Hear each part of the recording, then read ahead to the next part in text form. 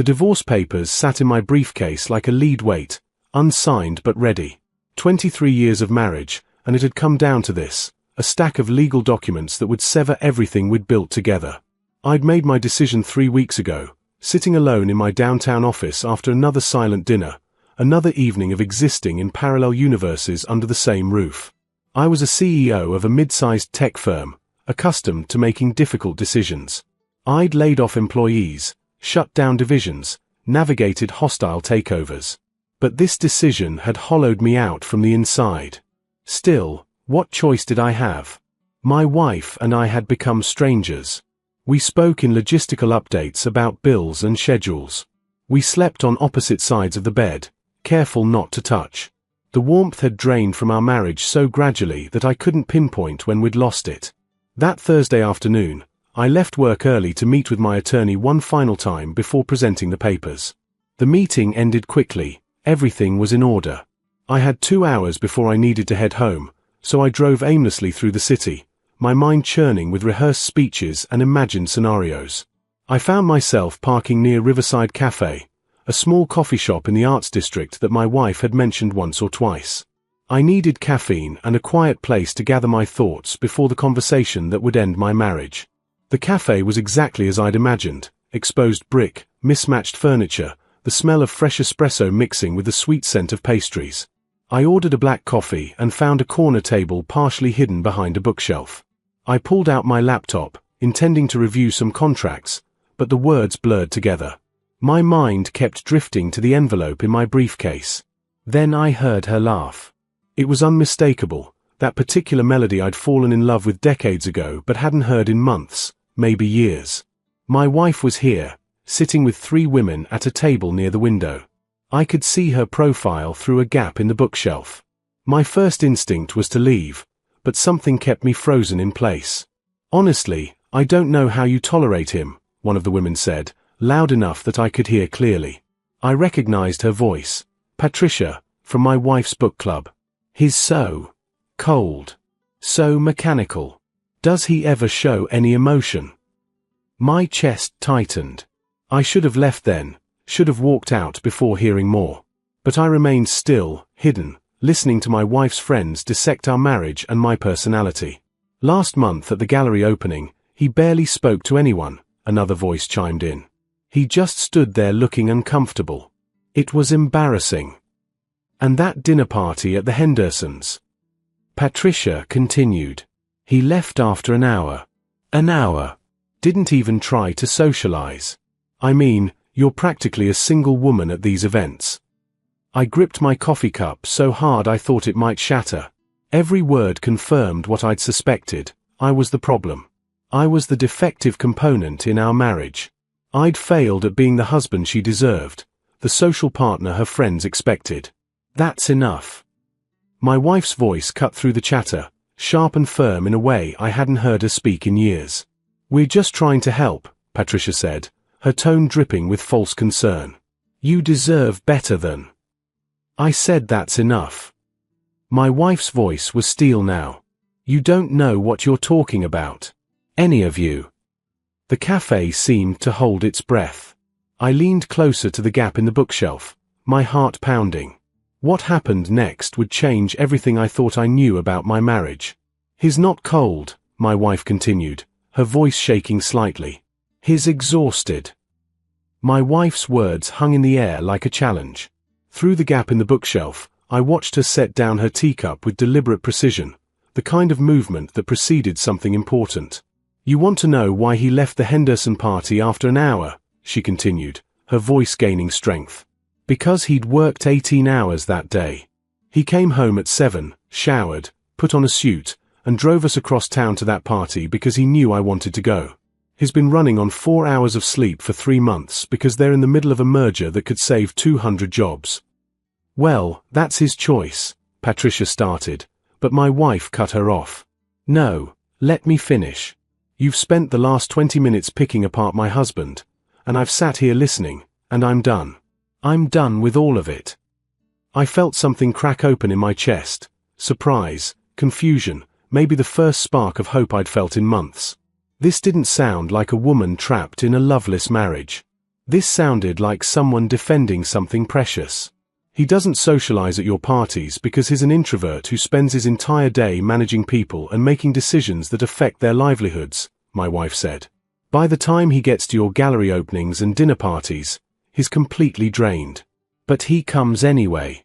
He always comes, because I ask him to. Because he knows it matters to me.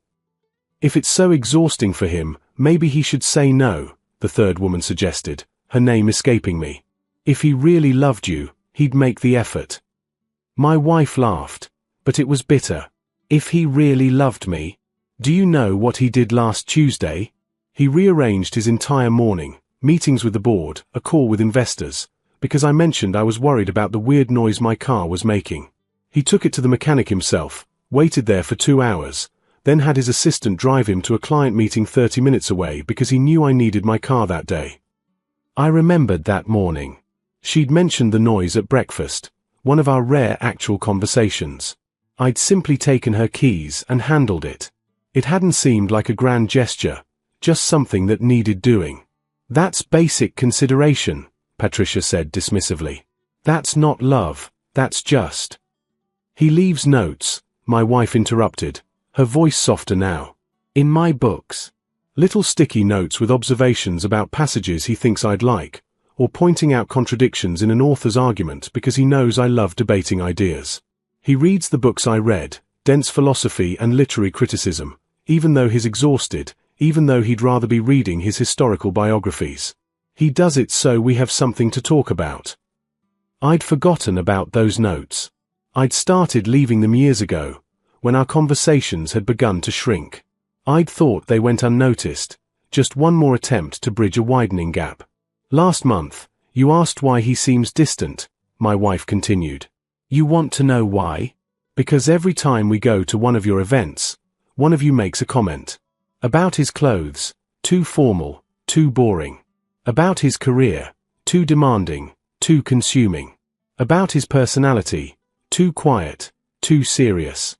You've spent 3 years making little cuts, and I've watched him bleed out slowly, trying to be someone he's not to fit into a social circle he never asked to join. The silence that followed was deafening. I sat frozen behind the bookshelf, my coffee long cold, my entire understanding of our marriage shifting beneath me like tectonic plates. That's not fair, Patricia protested weakly. We were just trying to help you see. See what? That I married the wrong man? That I should want someone more charismatic, more social, more entertaining. My wife's voice cracked slightly. I fell in love with him because he's genuine. Because when he speaks, it means something. Because he shows love through actions, not words. Because he's loyal and steady and brilliant in ways that none of you have ever bothered to see. I pressed my hand against my mouth, afraid any sound might escape. The divorce papers in my briefcase suddenly felt like an obscenity, a profound misunderstanding of everything that mattered. If you can't respect my husband, my wife said quietly, then I don't think we can be friends anymore. The shock on Patricia's face mirrored what I felt. You can't be serious, she said. We've been friends for 5 years. We're just looking out for you. No, my wife said firmly. You've been looking down on him. There's a difference. She reached for her purse, and I noticed her hands were shaking slightly. I've made excuses for it because I didn't want to lose this friend group. I didn't want to admit that the people I'd chosen to spend time with were slowly poisoning how I saw my own marriage. Poisoning. The third woman, I suddenly remembered her name was Diane, sounded offended. That's dramatic. We just think you could have more fun, be less tied down to someone so. So what? My wife challenged. So serious? So dedicated to his work? So uncomfortable with superficial socializing? She stood up, slinging her purse over her shoulder. My husband works 60-hour weeks to build something meaningful. He provides a life that lets me teach part-time and pursue my graduate degree. He never once complained when I decided to go back to school at 43, never once suggested it was impractical or self-indulgent. I'd forgotten she'd had those worries. When she'd first mentioned wanting to pursue her PhD in literature, she'd been tentative, apologetic about the time and money it would require. I'd simply asked her what she was waiting for. Of course she should do it. It was her dream. You make it sound like we're monsters, Patricia said, her voice hardening. We're trying to get you to see that you've become invisible in your own marriage. When's the last time he took you somewhere nice? When's the last time you two actually talked about something other than schedules? We talk every Sunday morning, my wife said quietly. We have coffee on the back porch, and we talk about the books we're reading, about ideas and philosophy and what matters. We've been doing it for 15 years. You wouldn't know that because it's private. Because it's ours. Sunday mornings. I realized with a start that those conversations were the only thing keeping me tethered to hope. They'd become so routine I'd almost stopped noticing them, but they were the one time each week when we weren't just coordinating logistics. We were actually connecting. Then why do you seem so unhappy? Diane asked, and there was genuine confusion in her voice. Every time we see you, you seem stressed, tired, distant. You thought my husband was making me miserable, my wife finished. But the truth is, I've been making myself miserable trying to maintain friendships with people who fundamentally don't respect the person I chose to spend my life with. She took a breath. I've been planning to tell you this for weeks. I'm done with the book club. I'm done with the gallery openings and the dinner parties and the constant socializing that leaves me exhausted and empty. My heart was racing now. She'd been planning to leave them, not me. While I'd been drafting divorce papers, she'd been preparing to extract herself from the very social obligations I'd assumed she cherished. You're going to isolate yourself, Patricia warned. You'll end up alone with a man who barely speaks to you, who can't give you what you need emotionally. He gives me everything I need, my wife said, her voice breaking slightly. The problem is that I've been too drained from performing for all of you to show him that. I've been coming home from these lunches and parties feeling criticized and judged, and I've taken that energy, or lack of it, back to my marriage. I've been distant and cold, and he's been trying to figure out what he did wrong, which makes him more withdrawn, which you interpret as him being emotionally unavailable, and the cycle continues. She understood. She'd seen the pattern, analyzed it, recognized how external forces had infiltrated our private space. While I'd been blaming myself for failing, she'd been diagnosing the real disease. This is a mistake, Patricia said, standing up now too. You're going to regret choosing him over us. I'm not choosing him over you, my wife replied calmly. I'm choosing my marriage over friendships that were damaging it. I'm choosing authenticity over performance. I'm choosing to spend my limited social energy on people who actually appreciate both of us. Patricia grabbed her coat with sharp movements. Fine. But don't come crying to us when you're bored and lonely in your quiet little life. I won't be, my wife said. I never was before I met you. Goodbye, Patricia. I watched through the gap as two of the women left in a huff, their departures theatrical and pointed. But Diane lingered, looking uncertain. I'm sorry, Diane said finally.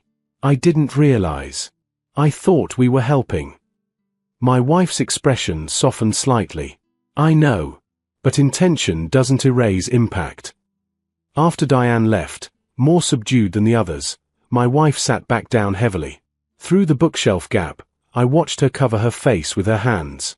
Her shoulders shook once, twice, and I realized she was crying. Not the dramatic sobbing of someone seeking attention, but the quiet, exhausted tears of someone who'd been holding too much for too long. I should have gone to her then. But I remained frozen, processing everything I'd heard, recalibrating years of assumptions. The divorce papers in my briefcase felt like evidence of my own blindness. How had I missed this?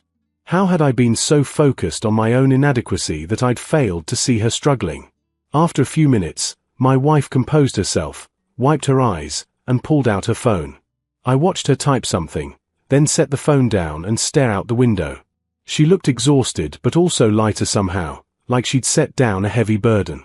My own phone buzzed. A text from her, working late tonight. Don't wait up. The message was typical of our recent communications. Brief, logistical, emotionless. But now I understood it differently. She wasn't avoiding me.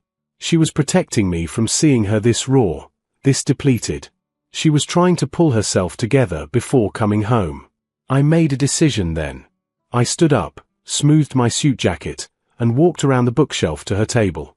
She looked up, startled, as I pulled out the chair across from her. Recognition flashed across her face, followed quickly by shock, then horror as she realized how much I might have overheard. "How long have you been here?" she asked, her voice barely above a whisper. "Long enough," I said. I'd spent decades making calculated business decisions, delivering difficult news with practiced composure. But sitting across from my wife in this cafe, I found myself stripped of all that professional polish. Long enough to hear you defend me. Long enough to realize I was about to make the worst decision of my life. Her eyes widened. "What do you mean?" I pulled the envelope from my briefcase and placed it on the table between us. I didn't open it, didn't explain what was inside. Just let it sit there like the confession it was. She stared at the envelope, then at me. Understanding dawned slowly. "No," she whispered. "Were you going to?" "I thought you were unhappy," I said, surprised by how steady my voice remained. "I thought I was failing you. Every event we attended, I could see the disappointment in your eyes. Every conversation that fizzled out after 2 sentences. Every night we spent in the same house but different worlds. I thought the kindest thing I could do was set you free." "Free?" She looked stricken. "I never wanted to be free from you. I wanted to be free from them." She gestured toward where her former friends had been sitting. From the constant performance, the judgment, the exhaustion of maintaining friendships that was slowly convincing me that my marriage was broken when it wasn't. "But we barely talk anymore," I said. "We barely touch. We're roommates who happen to share a mortgage. We're 2 exhausted people who forgot how to protect their marriage from outside interference," she countered. She reached across the table, hesitated, then placed her hand over mine. It was the first time she'd voluntarily touched me in months. "I'm so tired. Not of you. Not of us. Of everything else." I turned my hand over, lacing my fingers through hers. "I'm exhausted too. The merger, the politics, the constant decisions. I come home with nothing left to give, and then you seem to need me to be social and charming, and I couldn't. I failed you." "You never failed me," she said fiercely. "I failed us. I let those friendships take priority. I let their opinions creep into my head. I started seeing you through their eyes instead of my own, and I forgot why I fell in love with you in the first place." We sat in silence for a moment, hands clasped across the table, years of misunderstanding slowly unraveling. "What happened to us?" I asked finally. "We used to be solid. We used to be a team." "Emotional burnout," she said softly. "Both of us. We've been running on empty for so long that we forgot we were supposed to be each other's source of energy, not another drain on our resources." She was right. I'd been so focused on work, on providing, on solving problems, that I'd stopped seeing my marriage as something that needed active tending. And she'd been so caught up in maintaining social connections that she'd exhausted herself trying to bridge 2 incompatible worlds. "I don't want a divorce," I said, stating what now seemed obvious. "I want my wife back. I want Sunday mornings and book notes and someone who understands that silence isn't always emptiness." "I don't want a divorce either," she said, squeezing my hand. "I want to remember how to be us again. Without the interference. Without the performance. Just us." I picked up the envelope and, without opening it, tore it in half. Then in half again. The pieces fell onto the table between us like the debris of a disaster averted. "Where do we start?" I asked. My wife looked at the torn pieces of the envelope, then back at me. A small smile, the first genuine one I'd seen from her in months, touched her lips. "We start by going home," she said. "We start by admitting we've both been so busy surviving that we forgot to actually live our marriage." We left the cafe together, and I felt the strangeness of walking beside her, our hands still clasped. It was a simple gesture we'd abandoned somewhere along the way, deemed too complicated to navigate when both of us were juggling bags and phones and the mental load of our separate responsibilities. In the car, the silence between us felt different than it had in months, Not empty but full of possibility. She broke it first. "I need to tell you something," she said, looking straight ahead through the windshield. "After I finish this semester, I'm taking a break from the PhD program." My first instinct was to protest. She'd worked so hard, was so close to finishing. But I caught myself. "Why?" "Because I'm drowning," she admitted. "Teaching part-time, coursework, dissertation research, and trying to maintain some semblance of a social life. I've been stretched so thin that I'm no use to anyone, especially not to you. I need to step back and remember what actually matters." "Your degree matters," I said carefully. "Your work matters." "Yes, but not more than my life matters. Not more than we matter." She turned to look at me. I've been so afraid of seeming like I'd given up, like I'd sacrificed my ambitions for marriage, that I kept pushing forward even when it was destroying me. And destroying us. I pulled into our driveway, a house we'd lived in for 12 years but that had stopped feeling like a home somewhere along the way. We sat there for a moment before I spoke. "I'm going to delegate more at work," I said. "I've been afraid that if I'm not personally managing every detail, everything will fall apart. But I've built a strong team. I need to trust them. I need to stop wearing exhaustion like a badge of honor." "We've both been martyring ourselves," she observed. "Sacrificing our marriage on the altar of productivity and achievement and social acceptance." We went inside together, and the house felt different, or maybe we felt different in it. We ended up in the kitchen, and I did something I hadn't done in over a year. I cooked. Nothing elaborate, just pasta and the simple marinara sauce I'd made regularly in our early years together. She sat at the counter, watching, and we talked. Really talked. She told me about her dissertation struggles, about how her advisor had been subtly dismissive, how the academic politics were more draining than the actual work. I told her about the merger, about the nights I lay awake running worst-case scenarios, about the guilt I felt when I had to make decisions that would disrupt people's lives. "Why didn't we talk about this before?" she asked. "Because talking required energy neither of us had," I said. "And because somewhere along the way, we started protecting each other from our problems instead of sharing them. We became too independent," she agreed. "We stopped being partners and became two people living parallel lives, occasionally intersecting for logistics." Over dinner at our kitchen table, not in front of the TV, not with phones in hand, just us, we made plans. Not grand resolutions that would last a week, but small, sustainable changes. Sunday mornings would stay sacred. No phones, no external obligations. Just coffee and conversation. We'd institute a weekly check-in, 15 minutes where we talked about how we were actually doing, not just what we needed to accomplish. She'd leave the PhD program on a formal pause, with the option to return when life had more bandwidth. No shame, no defeat, just a strategic retreat. I'd block out 2 evenings a week where I'd be home by 6, no exceptions unless truly critical. My team could handle emergencies.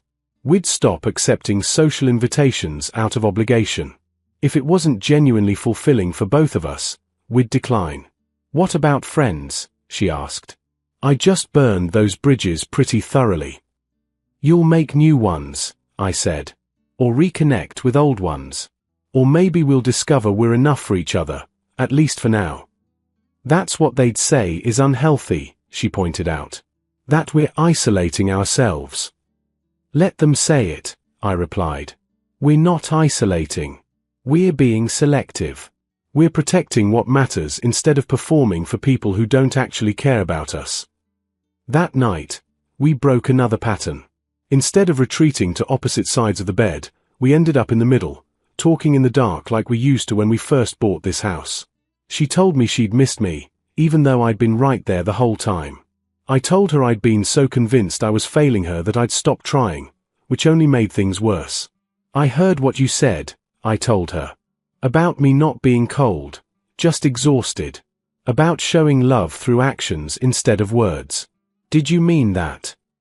"Every word," she said. "You've been showing me you love me every single day. I just stopped recognizing the language." "I need to say it more," I admitted. "The actual words. I love you. I've been assuming you knew, but assumptions are how we ended up here. I love you too, she whispered. I never stopped. I just forgot how to show it in ways you could receive. The next morning was Saturday, and we did something radical. Nothing. We stayed in bed late, made breakfast together, and spent the afternoon on the back porch with our books. She was reading a collection of essays on contemporary philosophy. I had a biography of Ulysses S. Grant. Every so often, one of us would share an interesting passage, and we'd discuss it. Small moments of intellectual intimacy that reminded us why we'd worked in the first place. On Sunday, during our coffee ritual, she asked me what I'd been planning to say when I gave her the divorce papers. I'd rehearsed this whole speech, I admitted, about how you deserved someone more capable of giving you the life you wanted. Someone more social, more emotionally available, more everything I'm not. Thank God you overheard that conversation, she said. Though I wish you hadn't had to. I wish I'd stood up to them sooner. I wish I'd protected us better.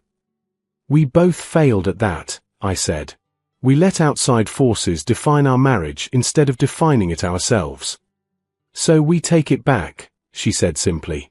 We decide what our marriage looks like, what success means for us, what we need from each other. Not what anyone else thinks we should want. Months later, I can see how close we came to the edge.